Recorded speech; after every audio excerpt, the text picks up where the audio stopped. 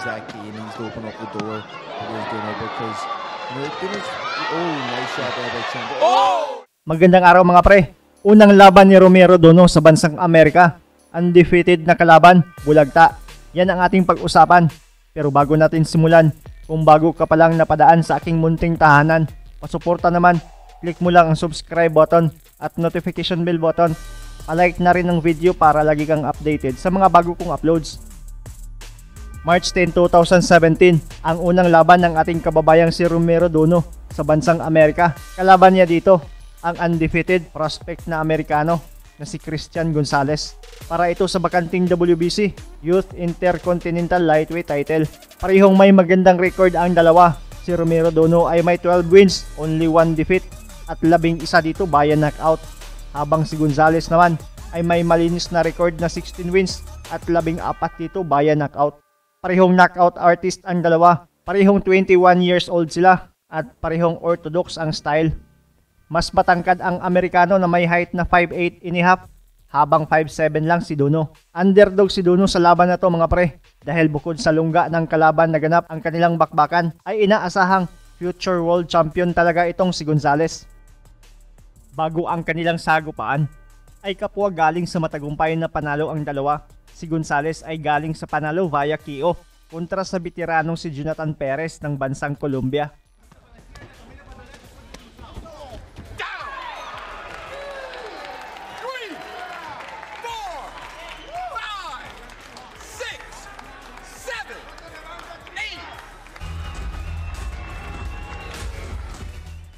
Habang si Romero Duno naman ay galing sa tatlong sunod-sunod na panalo.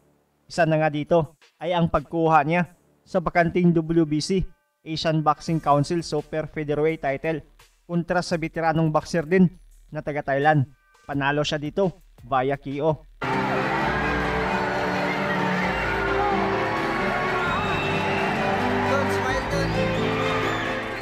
At sa mismong laban ng dalawa na para sa bakanting titulo ay talagang salpukan. Unang round ay nagbibigayan na agad ang dalawa ng malalakas nilang suntok. Naging mainit agad ang bakbakan. Champa, what we've said in the past, we've always got it. Say is playing the symbols, going back and forth like that. Well, they had that, and that's where the nickname Champa, he is now using his logo and as his brand. Opening round against Romero Duno. Champa 16-0. Trained by his father, Oscar Gonzalez Sr. Coming out. Content to actually move outside a little bit, but if he can get in. Di talaga nagpapalugi ang dalawa. Talagang ubusan ng lakas ang naging unang round pa lang nila. Palitan ng malalakas na patama at suntok ang dalawa. Duno's punches right now. This is ruthless Romero Duno. Ruthless because of his style. He just comes at you. We saw that clip of him fighting in the mall in the Philippines. He will stand there with you. And you know what a lot of people watching this fight all over the United States, also in Mexico. The Olympian just signed a Golden Boy, Raul Curiel Garcia. El Cougar, you know him at the gym in Carson from Tamaulipas, Mexico. He's watching us in Lake Elsinore. He will be making his pro debut on the Canelo Chavez card.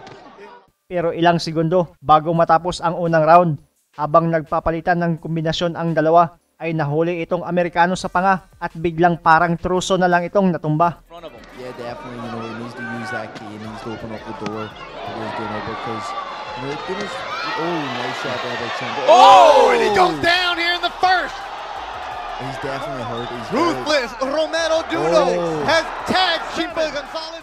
Pero nakabangon pa. Pero halatang sobrang hilo talaga na kung hindi lang na-save by the bell ay siguradong first round lang. Tapos na ang bakbakan nila. Looking at him, he is staggering the doctors the first one. Because, that was a very, very good knockdown.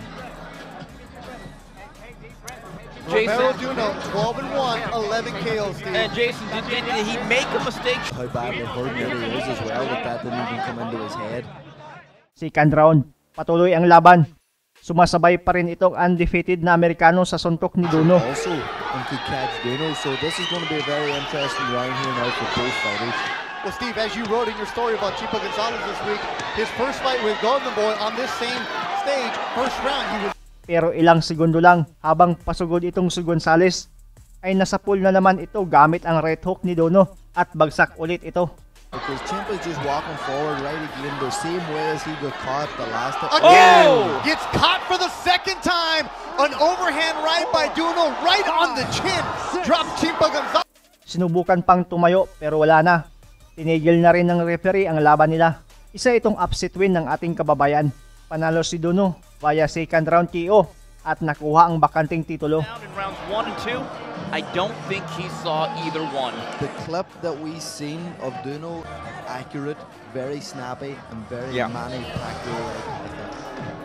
The story I read about the replays. Oh. You know, that's just a beautiful shot. You know what I mean?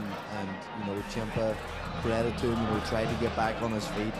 You know, showed heart there to get back up and try to get back up. But, you know, just a brilliant shot by Duno. Just the way he falls. Yeah. Di na pinatayo itong si Gonzales para matignan ng mga doktor kung gaano kalala ang sinapit mula sa kamao ng ating bata. He saw some flaws in him that he would expose. I think that was what he was talking about. Maybe he saw the first fight where Tweeted at us here, said that was a different Duno than the one that fought Alexiev in Russia. Wild card camp under his belt, huge difference. Again, iron sharpens iron. Well, Steve, to bring up the point of Dinala naman agad ito sa pinagkamalapit na ospital para ma-check ng mga dalubhasa.